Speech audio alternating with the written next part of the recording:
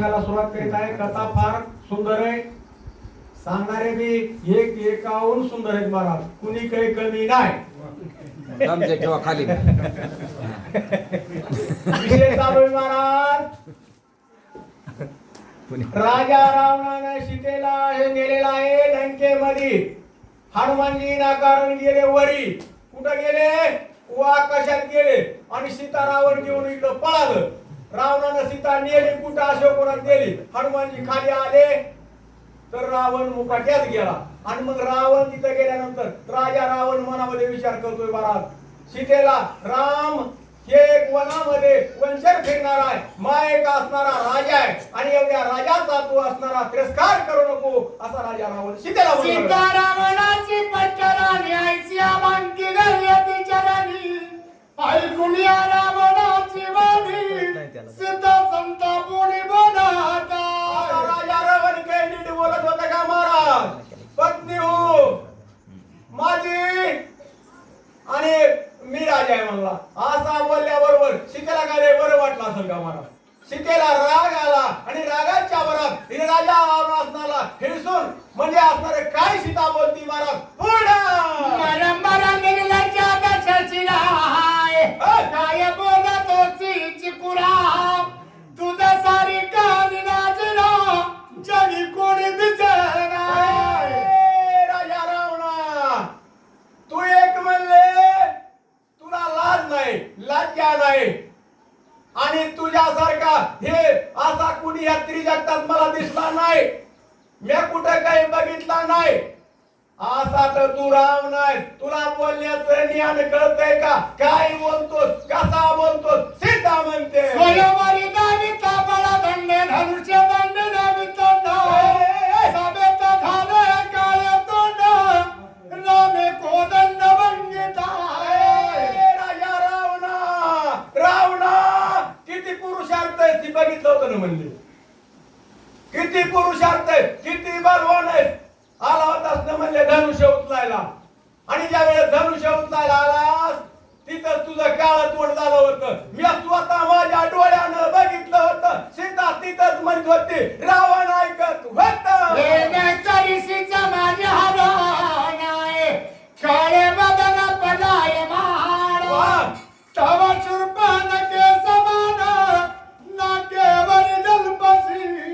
राजा रावणा तुझं काळ तोंड झालं. काळ छातीवर धनुष्य घेऊन पळलास. सुरपदकेचा असणारं विठंबन केलं. अशी अवस्था झाली तुमची. आणि एवढी जर अवस्था होत असल पण इथं मोठ्यापणानं विनाकारण तू मला लंकेत आणलंस. हे अग्नीचं घर विनाकारण आणून ठेवलंस रावणा. तुझा आता खोटा उपटणार आहे.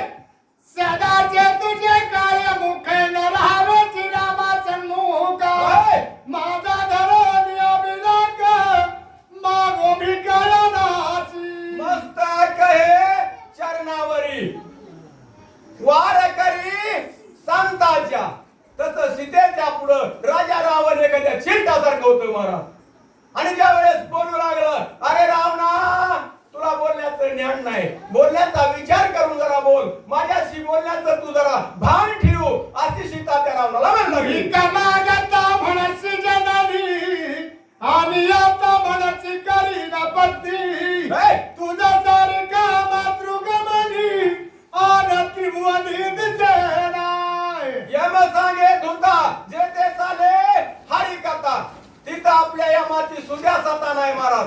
अशी अवस्था आहे. आणि मग सीतेने सांगितलं रावणा तू विनाकारण म्हणतोस की मी तुझी पत्नी हो माझी पत्नी हो माझी बायको. विनाकारण अशी आकाशाला धरतोस रावणा. ही आशा धरायसारखी नाही. अशी जगाच स्वतः जगाची आई साक्षात ती सीता आहे आणि जगाचे बाप भगवंत आहेत आणि ह्यांच्याशी जर अशी अभिलाषा धरली महाराज तर आपल्या वाद्याचं काय होणार आहे? राजा रावणाचं कुळ कसं मारणार आहे? पुढं संन्यासी आणि चोरी करियती दरम्यान पद्धतधारी हे तुझाची साजे गातोरी तू नाना परिमातृगमनी. रावणा मला चोरून आणलंस ना पण तुला हे चालणार नाही. तुला हे जमणार नाही का? जो अग्नी आहे आणि अग्नी आपण आणलाय महाराज गदिल लावलाय. भडका घेणारच न महाराज, डळ भडका घेऊन धडधडा जाळणार. तसं राजा रावणा तुझं हे लंकेचं जे लंका आहे ही जळाल्याशिवाय राहणार नाही, तुलाही पचू देणार नाही, तुला सुख पडू देणार नाही अशी सीता म्हणू लागली. करिता जटायू शिराने तुझा तिधरले क्रूडा माझा दुनिया पलाय मन तेव्हा गवन काळा दरीचे. ए रावणा तुला लय अंगवर वाटती का? मला चोरून घेऊन पळालास, अरे पंचवटीला आलास, गोसायाचं रूप काय धरलास, मला भीक काय मागितलीस, आई म्हणून हाक मारलीस, माता म्हणून हाक मारलीस आणि पुन्हा माझी पत्नी हो माझी बायको हो म्हणतोस माझी रावणा. अरे तुला लाज नाही, लज्जा नाही, असा तू राजा रावण आहे. करिता श्रीरामाची आने जटायू बोलिला सत्य वचन तुझा कपटे करुणीचे घेतला प्राण जटायूचा. राजा रावणा काळ्या तोंडाचा रावण सीता म्हणती महाराज. आणि तो काय केलं? छळण केलं. कुणाचं केलं? जटायूचं छळण केलं. आणि छळण करून फसवून त्या जटायूला मारलंस.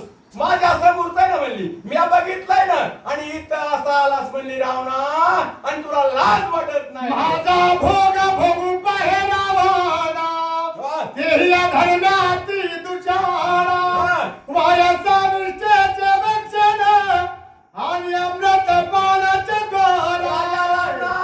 माझ्याशी भोग करू पाहतोस. अरे जन्माचं दूषण लागलंय तुला, तुझ्या आईना कारण डोक्यावर हे पाप बसलंय, तुला असणार सुखात जगू देणार नाही अशी सीता माता राजा रावणाच्या समोर होती. रावणानं सीतेला लंकेला नेलं होतं आणि लंकेमध्ये सीतेचं आणि राजा रावणाचं बोलणं चालू होतं. कैसी सीता श्रीरामाचे रावणा उपभोग राक्षसी अभिलाषिता जानकीच अनायासी मनसी नाय. रावणा तो अभिलाषा धरलीस आणि अभिलाषा धरून मला चोरून आणलंस आणि पुन्हा मला भोग करण्यासाठी पाहतोस म्हणली रावणा. अरे तुला असणार हे जमणार नाही, तुला हे बरं नाही अशी सीता रावणाला म्हणत होती महाराज. पण रावण ते काय ऐकून घेत होतं का? रावणानं एकच विचार केला होता, ज्यावेळेस सीतेला चोरा गेला ना त्यावेळेस म्हणला आता मी इथं एकला जाऊ सीतेला चोरू, राम येतील नाही का बाणात मला मारते म्हणला. पण मग एकल्यानं मारायचं नाही, सगळं कुळ सगळ्या कुळाचं निर्धारण करायचंय, कुळाचा सर्व कुळ याच्यातून काढायचंय अशा अवस्थेमध्ये रावणानं सीता चोरली. गजाचे जे आभरण आहे ते राक्षसा घालिताय मराणा तैसी सीता विनाचिता रावण कुळा निर्दळन पळला. रावणा तुला असणार मरण आलं. ज्यावेळेस सीता आणली ना त्यावेळेस तुझ्या कुळाचं निर्धारण होणार आहे म्हणली.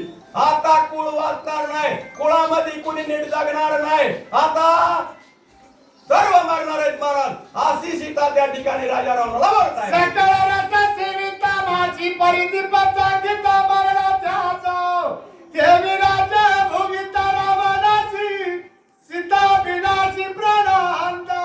रावणा तुला एवढं राजे लंकेचं होतं, लंकेचं वैभव तुझ्याकडे होतं, एवढं सोडलंस आणि माझी अभिलाषा धरलीस आणि या अभिलाषा धरलेली तुला काही जगू देणार नाही अशी सीता त्या ठिकाणी समोर रावणाच्या बरोबर. पाणीच्या पत्याय उत्तम पक्वान सेविता ते त्यासी नाजिरा सर्वता ते विलंगाळाचा जनकी आहे. रावणा चांगलं पक्वान आणले आणि त्या अन्न असणारं सेवन करायचं टाकलंस विनाकारण तू असणारा दुःख घेऊ लागलास आणि या दुःखामध्ये समोर येऊ लागलास. समोर दुःखाची अवस्था तुला भोगायची पाळी आली अशी पुन्हा राजा रावण पुन्हा म्हणू लागलेले आहे. पण रावण ऐकत नव्हता महाराज.